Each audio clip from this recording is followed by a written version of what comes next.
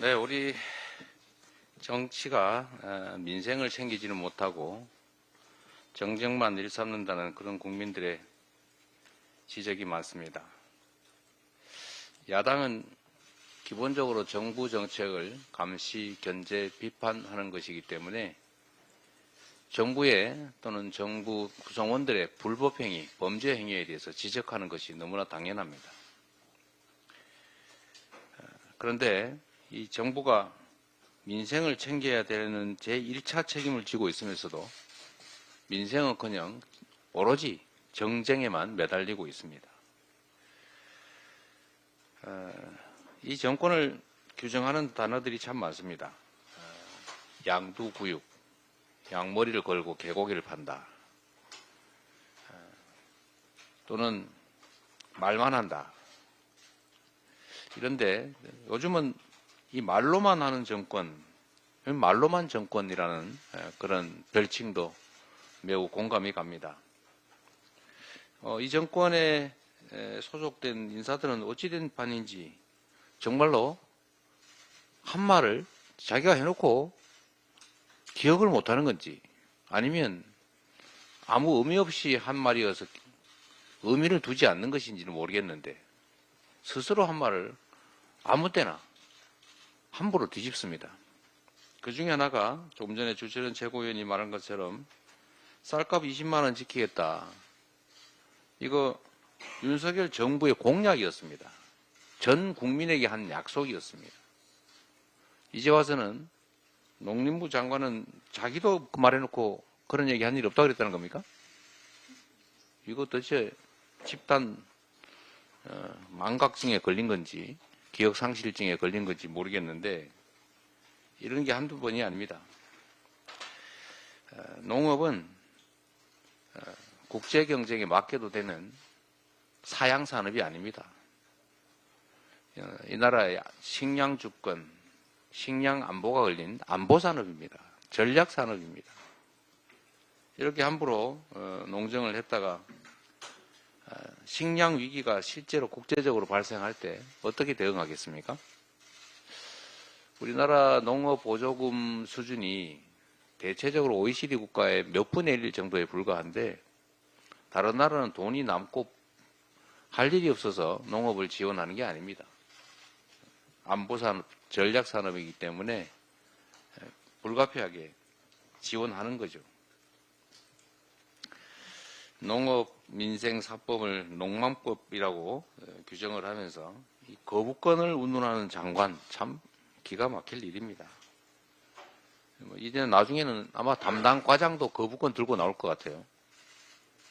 이게 거부권이 대통령 고유 권한이고 극도로 절제돼서 행사돼야 될 권한인데 이제는 뭐 대통령이 시도 때도 없이 아무거나 거부권을 행사하다 보니까 장관도 이제는 지 마음대로 거부권 운운하고 있는 것 같습니다.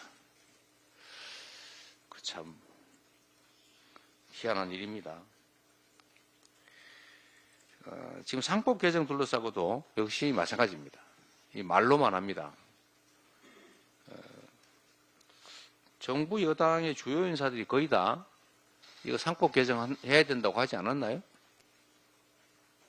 그런데 지금 와서는 우리가 실제로 상법 개정에 나서니까 다 반대한다고 돌아섰습니다. 미안하단 말도 없습니다. 왜 과거에는 상법 개정하겠다고 먼저 설레발을 치더니 이제 와서는 반대 입장으로 오히려 상법 개정을 하겠다는 것을 방해하고 나서는지 이유라도 한번 들어봤으면 좋겠습니다. 왜 반대하는지, 왜 말을 바꿨는지, 왜 그때는 그렇게 상법 개정하겠다고 생색을 냈는지. 대한민국 경제가 실제로 매우 심각합니다. 현장에서 만나는 기업인들은 대놓고 말은 못하겠고 저 참으로 걱정된다고 얘기합니다. 혹시 공개적으로 말했다가 정부에 보복당할까 봐 두려워하는 거죠. 이게 무슨 나라가 이렇게 됐습니까? 혹시 말하면 압수수색 당하지 않을까, 세무조사 당하지 않을까, 미움받지 않을까, 불이익 당하지 않을까, 왜 이런 걱정을 해야 됩니까? 지금 기업인들이 그러고 있습니다.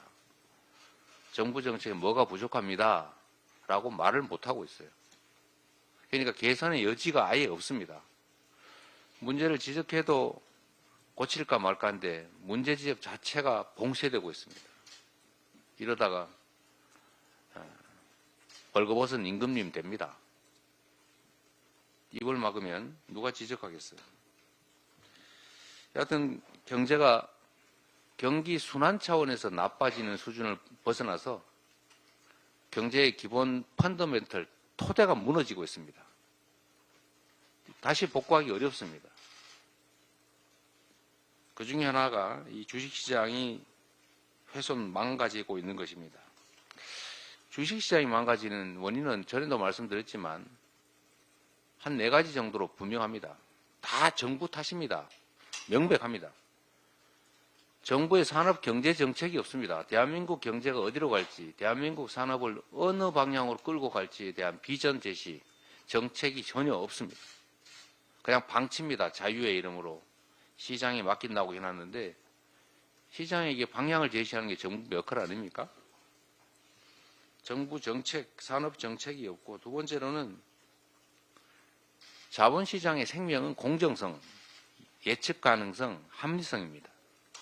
그런데 주가 조작, 경영권, 지배권 남용, 이게 횡행합니다. 그런데도 처벌도 되지 않습니다. 힘만 세면 다 봐줍니다. 이런 불공정, 불투명, 불합리한 시장에 국제 자본들이 투자할 리가 없습니다. 있는 투자 자금도 빼가죠. 세 번째로 우량주를 불량주로 만드는 알맹이 빼먹기, 송아지 훔치기, 이런 게 횡행합니다. 멀쩡한 우량 주식회사가 분할 합병을 거치고 나니까 무슨 전환사채 발행하고 나니까 신주 발행하고 나니까 갑자기 알맹이가 쏙 빠진 껍데기가 돼 있어요. 그런 회사를 어떻게 믿고, 그런 시장을 어떻게 믿고 우량주 장기 투자라고 하는 걸 하겠습니까? 우량주가 갑자기 불량주 돼 있는데. 마지막으로 한반도의 지정학적 리스크, 한반도의 안보가 경제를 망칩니다. 안보 상황을 잘 관리해서 평화에 대한 신뢰를 구축해야 되는데 오히려 상대를 자극하고 외교를 엉망으로 해가지고 한반도를 전쟁 위험 지역으로 만들어 가고 있습니다. 이런 데 투자하겠습니까? 이런 산업 정부 정책 부재, 불공정한 시장, 경영 지배권 남용, 한반도 평화위기, 이 4가지 원인 때문에 대한민국 주식시장을 포함해서 대한민국 경제가 매우 구조적인 어려움에 처했다. 이걸 고쳐야 됩니다. 정부가 이 점에서 근본적인 정책 전환을 하지 않으면 대한민국 경제는 참으로 위험 지경에 빠질 것이고 대한민국의 민생도 매우 어려워지고 대한민국의 미래도 매우 어두워질 수밖에 없다. 그 말씀을 한번 드립니다. 그 중에 하나 우리 야당 차원에서라도 할 수 있는 일을 하겠습니다. 주식시장에서 자본시장에서 경영 지배권 남용을 근본적으로 막기 위해서 이사의 충실 의무 대상을 주주로까지 확대하는 상법 개정, 또 주주들의 권익을 보호하는 각종 입법을 반드시 이번 정기국회 내에 해내겠습니다. 그런데 이 구체적 방안에 대해서 경영계에서 반론이 있기 때문에 지금 정책위에서 준비하고 있죠. 예. 쌍방의 의견을 다 충분히 들어보고 필요한 게 있으면 수용하고 또 이해관계를 조정해서 합리적인 방향으로 개정을 해 나가도록 하겠습니다. 그 토론회는 제가 직접 참여해서 들어보고 우리 정책위나 참관하시고 양쪽 이해 당사자들을 참여시켜서 신속하게 처리하면 좋겠습니다. 네. 하여튼 경제가 너무 어렵고 민생의 핵심은 경제인데 정부가 경제정책, 산업정책에 대해서 근본적인 재고를 해 주시도록 다시 한번 촉구합니다. 회의를 마치겠습니다.